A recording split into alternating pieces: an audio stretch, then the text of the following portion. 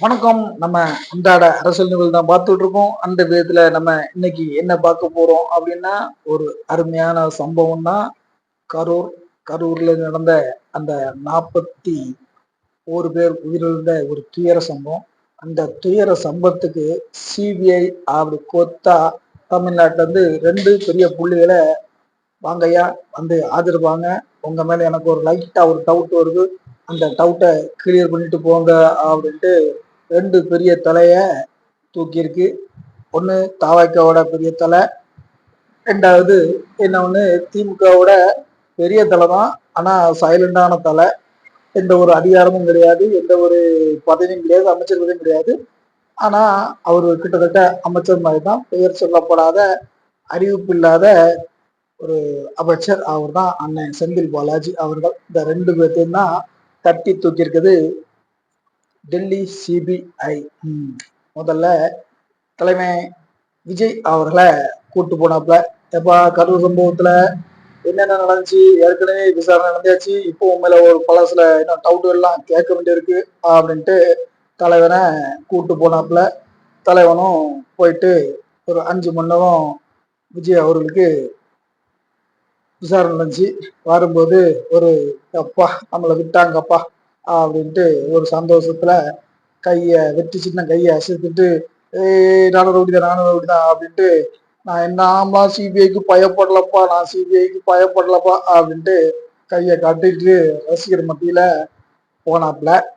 அது நம்ம தலைவர் விஜய். ஆனா நம்மளுடைய திமுகவோட ஒரு தலைவர் இவர் இப்படி போனார் அப்படின்னா, நான் இதுக்கு எனக்கு என்னப்பா சம்பந்தம் அப்படின்னு பேட்டியம் கொடுத்துட்டு எல்லாரும் தான் ஆஸ்பத்திரிக்கு போனாங்க. நானும் அதே மாதிரி தான் ஆஸ்பத்திரிக்கு போனேன். என்னைய சிபிஐ இந்த விஷயமா கூடுறாங்க அப்படின்னு சொல்லிட்டு போனவர் போகும்போது நம்மளுடைய கிசு மன்னன் மாணவரின் செயலாளர் இருந்த நம்மளுடைய ராஜீவ்காந்தி அவர்களையும் கூட கூப்பிட்டு போயிருந்தாப்புல. போகும்போதெல்லாம் ஏர்போர்ட்டுக்கு முன்னே நம்மளுடைய நிருபர்கள் போட்டோகிராஃபர் போட்டோ எடுக்கும்போது அங்கே சந்தோஷமா தான் போனாப்புல தலைவன். உள்ள போயிட்டு அப்புறம் சிபிஐ முன்னே ஆஜரானாப்புல. சிபிஐ முன்னாடி பல கேள்விகள் அவரு கேட்கப்பட்டது. போகும்போது ஐயா கொஞ்சம் சிரிச்ச முகத்தோட தான் போனாப்புல. வரும்போது அந்த சிரிச்ச முகம் இல்லை. விஜய் அவர்களுக்கு இருந்த அந்த சிரிச்ச முகம் இல்லை. தலைவர் ரொம்ப டல்லா வந்தாப்புல. எதையோ தலைவன் வார்த்தையை விட்டு மாட்டிக்கிட்டாருன்னு நினைக்கேன். அப்படின்னா என்னுடைய ஒரு இது ஏதோ வார்த்தையை விட்டுட்டு அதை அப்படியே கப்புன்னு கேட்ச் பண்ணிட்டாப்ல அப்படிங்கிற மாதிரி தான் நமக்கு தெரியுது. சிபிஐ கூட தப்ப முடியுமா அப்படிங்கிற மாதிரி நமக்கு தெரியுது. அது எந்த விதத்துல உண்மைங்கிறது வரும் காலங்களில் நமக்கு தெரிஞ்சிடும். ஆனா டெல்லி சோர்ஸ், டெல்லியில் உள்ள நம்ம நண்பர்கள்லாம் சொல்லும் போது தலைமை ஏதோ ஒரு வாயை விட்டு உண்மைய ஏதோ ஒரு விஷயம் மாட்டிக்கிட்டாரு, சிபிஐ கிடுக்குப்பிடி கேள்வி பிடிச்சிருக்கு, அதுல மாட்டிட்டு அதனாலதான் அந்த முகம் வந்து சோகத்திற்கான அறிகுறி அப்படிதான் சொல்றப்பல.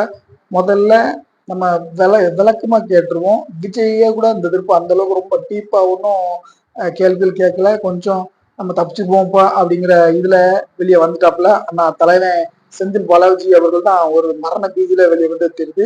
செந்தில் பாலாஜி கிட்ட என்னென்ன கேள்விகள் கேட்கப்பட்டது, அவரு சொன்ன பதில் என்ன, அவர் மேல் டவுட் வர்றதுக்கான காரணங்கள் என்ன அப்படிங்கறதான் நம்ம இந்த வீடியோவில் விரிவாகவும் நம்ம பார்க்க போறோம். அவங்க கேட்ட முதல் கேள்வி என்னன்னா, காலைல 10 மணிக்கு தலைவனை உள்ள கூப்பிட்டாச்சு. காலைல 10 மணிக்கு போனவர் சாயந்தரம் கொஞ்சம் 5 மணி நேரம் அந்த லேட்டானதான் போனாப்ல. போகும்போது கூட திமுக ஏதோ தலைவருக்கு ஒரு உறுதிமொழி கொடுத்துருக்கு, நீங்க ஃப்ரீயா போயிட்டு வாங்க, நாங்க பாத்துக்கிறோம் அப்படிங்கிற ஒரு உறுதிமொழியை கொடுத்துருக்கு. ஆனா வரும்போது செந்தில் பாலாஜி தலைவனோட அந்த முகத்துல ஒரு சிரிப்பும் இல்லை, மிகுந்த ஒரு மன அழுத்தத்திலையும் அது நிமிஷமே வந்தாப்புல.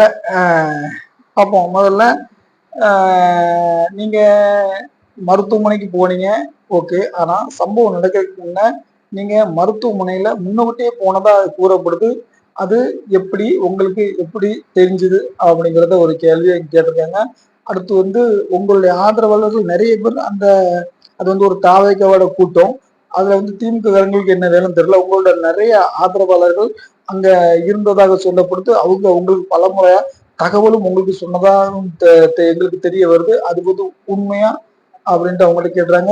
நிறைய வீடியோ கிளிப்ஸ்கள்லாம் காட்டி இந்த வீடியோ கிளிப்ஸ்க்கும் உங்களுக்கு சம்பந்தம் இருக்கா? இது வந்து உங்களால் நிகழ்த்தப்பட்டதா அல்லது இது வந்து இயற்கையா நடந்ததா அப்படின்னு எங்களுக்கு தெளிவு வேணும் அப்படின்னு கேட்டிருக்காப்புல. உங்களுடைய ஆதரவாளர்கள் உங்ககிட்ட வந்து நிறைய நேரம் டிஸ்கஷன்ல இருந்ததா எங்களுக்கு ஒரு தகவல் வந்திருக்கு. அதை பத்தியும் அந்த சிபிஐ வந்து நம்மளுடைய தலைமை செந்தில் பாலாஜி அவரோட கேட்டிருக்காப்புல. அடுத்து வந்து இந்த சம்பவம் நடக்க போகுதுன்னு முன்னக்கூட்டி உங்களுக்கு தெரியுதா அல்லது தெரிஞ்சுதா? இவ்வளவு விரைவா ஆம்புலன்ஸுக்கு வர காரணம் என்ன? ஆம்புலன்ஸ் வந்த உடனே வந்து ஆஸ்பத்திரியில அந்த நோயாளிகள் அட்மிட் ஆறதுக்குன்னே நீங்க ஆஸ்பத்திரிக்கு முன்னாடி இருந்ததுக்கான காரணம் என்ன? இது வந்து முன்னக்கூட்டி உங்களுக்கு எப்படி தெரிஞ்சிருக்கு அப்படிங்கிறதையும் அவங்க கேட்டிருக்காப்புல. அடுத்து அந்த டைம்ல இவ்வளவு ஆம்புலன்ஸ்ல வர வச்சது யாரு? இவ்வளவு ஆம்புலன்ஸ்க்கான பேமெண்ட்டுகள் கொடுத்தது யாரு? அதே மாதிரி அங்க வந்து அந்த டாக்டர்களுக்கு இன்ஃபார்ம் கொடுத்து யாரு? அலுவல காவல்துறை காவல்துறையினர் அது வந்து கரூர் உங்க கட்டுப்பாட்டுல தான் இருக்கான். உங்களோட இஞ்சி அசு கூட இல்லாம அங்க எதுவுமே நடக்காதான் அப்படின்னு இந்த காவல்துறை யாரு யாரு கண்ட்ரோல் மூலமா இருக்கு எப்படிங்கிறது, அப்புறம் இந்த டாக்டர்கள், அதே மாதிரி முக்கியமா அங்குள்ள அந்த அந்த கூட்டம் நடந்த அந்த ஏரியா பக்கத்துல உள்ள அந்த கடைக்காரங்க சில குறிப்புகளை உங்களை பத்தி தான் சொல்றீங்க, அதெல்லாம் உண்மையா எப்படின்னு தலைவரை தோண்டி தோண்டி கேட்டிருக்காப்புல.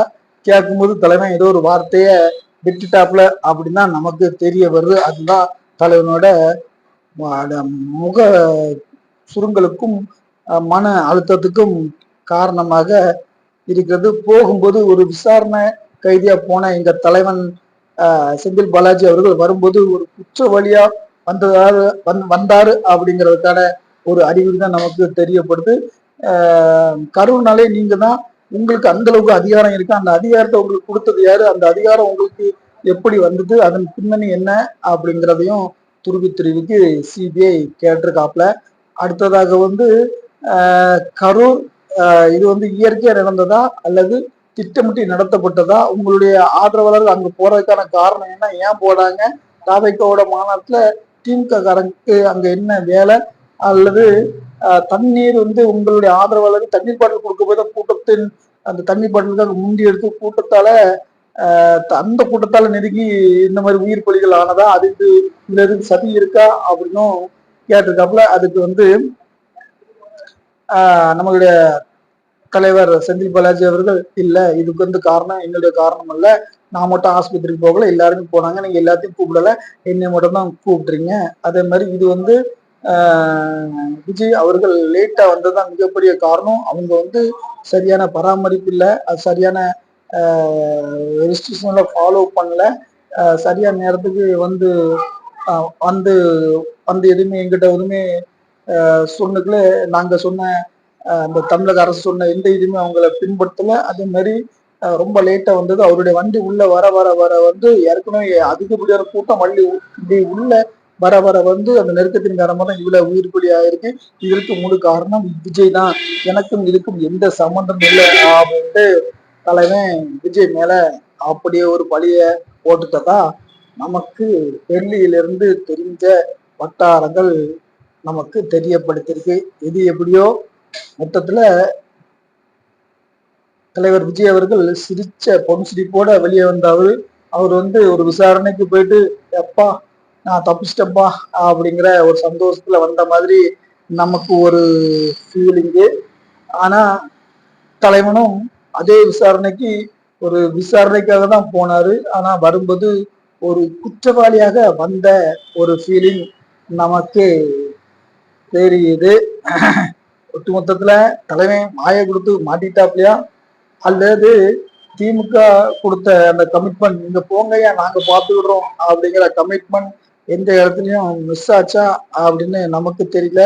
இது வந்து ரொம்ப முக்கிய சாட்சியா வந்து அந்த இடத்துல இருந்த அந்த வியாபாரிகள், கடையில வேலை பார்க்குறவங்க, கடை வச்சிருக்கவங்க கொடுத்த ஒரு ஆதாரம் செந்தில் பாலாஜி அவர்களுக்கு எதிராகவும் இதில் செந்தில் பாலாஜிக்கும் திட்டமிட்ட சதியோ அல்லது செந்தில் பாலாஜிக்கும் இந்த உயிர் பலிக்கு ஏதேனும் காரணம் இருக்கும் அப்படிங்கிற மாதிரி ஒரு சந்தேக கோணத்துல சிபிஐ சுற்று போட்டு செந்தில் பாலாஜியை மடக்கி இருக்குது என்பதான் உண்மை.